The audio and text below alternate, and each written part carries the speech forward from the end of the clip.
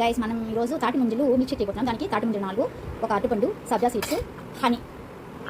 ఇప్పుడు మనము తాటి ముంజలు బనానా కట్ చేసుకున్నాము. సారీ మర్చిపోయాను, ఒక గ్లాస్ మిల్క్ కాస్త చల్లార్చింది. బనానా 2 వచ్చి మిక్సీలో వేసుకుంటాము. తేనె, హనీ, కాస్త చల్లార్చింది మిల్క్, ఇది మనం మిక్స్ చేసుకుంటాము.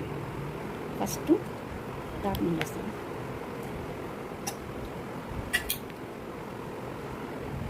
సబ్జా సీడ్స్,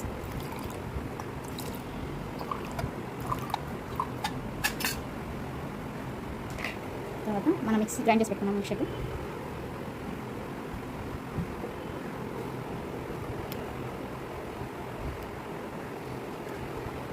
ఓకే, కొంచెం లైట్ హనీ,